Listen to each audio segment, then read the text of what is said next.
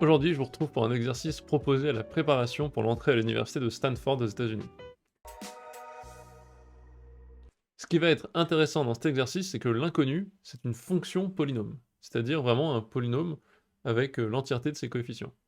Donc on vous dit, trouvez un polynôme avec des coefficients entiers, donc ça c'est le premier indice qu'il faut trouver, qu'il faut remarquer, on veut des coefficients entiers, ce qui n'est pas banal, parce que vous pouvez avoir des polynômes avec des coefficients 3,2x carré par exemple, mais ici on veut des coefficients entiers, tels que racine de 7 moins racine de 3, soit une racine de ce polynôme. C'est très spécifique. Après, ils explicitent un peu plus ce qu'ils veulent dire, ça veut dire, en gros, trouver un polynôme du degré que vous vouliez, n entier positif, donc on appelle n le degré du polynôme, qui s'écrivent p de x égale a0 plus a1 x plus a2 x carré plus 3 petits points plus an x puissance n, avec tous les a0, a1, a2 qui sont des entiers eux-mêmes, tels que p de racine de 7 moins racine de 3 égale 0. Bon, en gros, quand on voit ça, on espère déjà qu'on va pouvoir trouver un degré pas trop élevé. Si la réponse, c'est un polynôme de degré 850, on est fichu. Honnêtement, ça va pas être possible. Donc on espère là-dedans trouver peut-être un polynôme du degré 2. Vu qu'on a des racines ici, on va espérer trouver une combinaison de ce nombre, racine de 7 moins racine de 3, au carré, puis de ce nombre par exemple, pas au carré, pour que le tout fasse 0.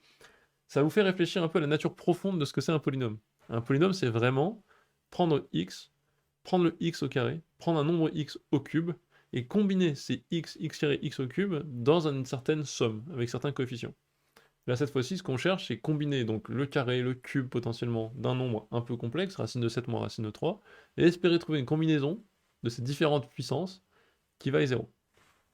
Alors regardons, premier truc qu'on fait, calculons racine de 7 moins racine de 3 au carré, et potentiellement d'autres puissances. On commence par la base, on comprend qu'il va falloir un peu aller à l'aveugle, un peu se dépatouiller avec ce qu'on peut trouver. Donc calculons racine de 7 moins racine de 3 au carré, et là, de quoi on se rend compte? Tout de suite, ça fait, en appliquant l'identité remarquable, 7 plus 3 moins 2 racines de 21. Là, on est content. On n'a plus que du racine de 21. Ce que je veux dire par plus que, c'est qu'on n'a pas deux racines. D'un côté, racine de 7 et racine de 3 à gérer. Il n'y a plus que racine de 21. Potentiellement, on va pouvoir s'en sortir. Ce que j'ai envie de faire ensuite à partir de ça, c'est de me dire, donc ça vaut 10 moins 2 racine de 21. Est-ce qu'en mettant ça au carré, je vais pas justement me retrouver avec exactement une combinaison un peu similaire à celle-ci, c'est-à-dire un entier et un certain nombre de racines de 21. En fait, c'est exactement ce qui se passe, donc je mets ça au carré grâce à mon identité remarquable, je trouve 100, plus ça au carré, ça fait 4 fois 21, moins 40 racines de 21. Donc je trouve 184 moins 40 racines de 21. Et là, je suis content, parce qu'en fait, j'ai ce nombre, racine de 7 moins racine de 3. Quand il est au carré, c'est un entier moins un certain nombre de racines de 21, et quand il est en puissance 4, c'est un peu la même formule. Peut-être que je peux combiner uniquement le carré de ce nombre et sa puissance 4 pour obtenir 0.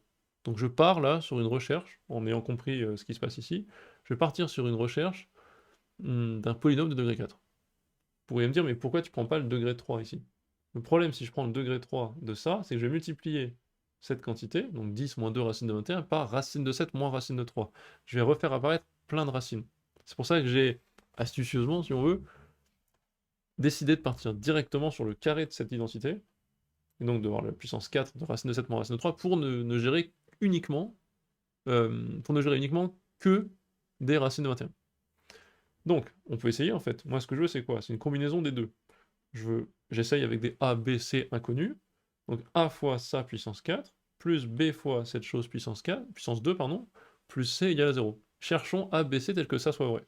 Et voyons s'il est possible de trouver de tels A, B et C. Donc je remplace par les expressions calculées précédemment, donc ça fait A fois cette chose puissance 4 ça donne ça, plus B fois ce nombre carré, plus C. J'organise un peu les termes.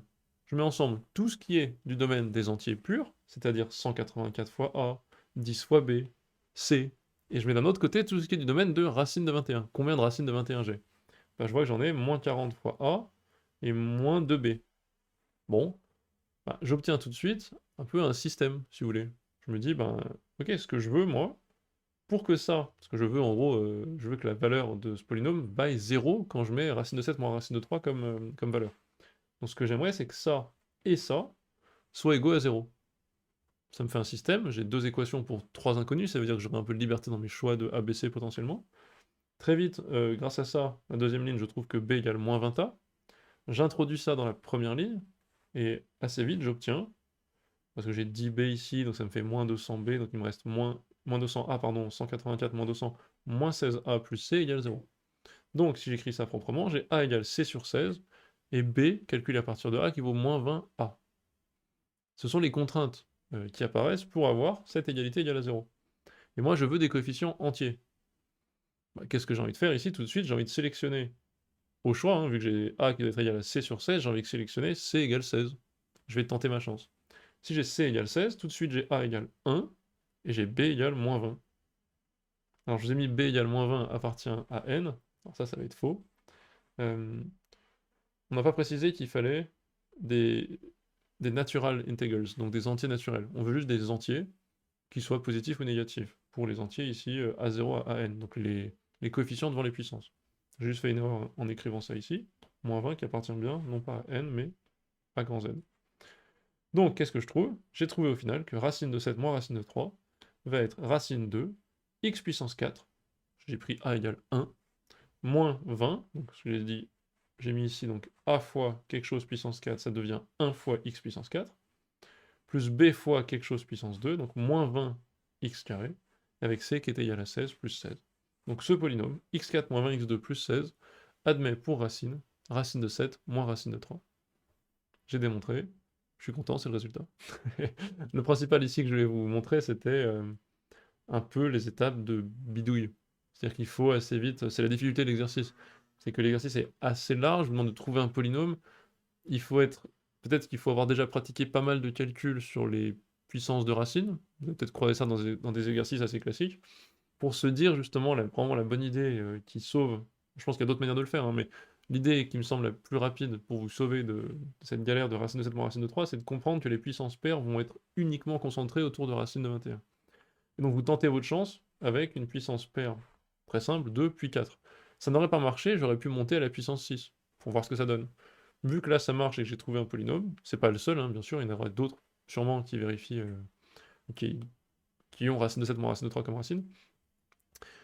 Vu que j'en ai trouvé un, c'est ce qu'on me demandait, je suis content. Donc il faut essayer d'aller au plus simple, surtout quand on vous donne une liberté vraiment très très large. Il y a peut-être une infinité de polynômes qui admettent racine de 7 moins racine de 3 comme racine, mais vous devez en trouver un, donc vous voulez en chercher un qui est le plus simple possible.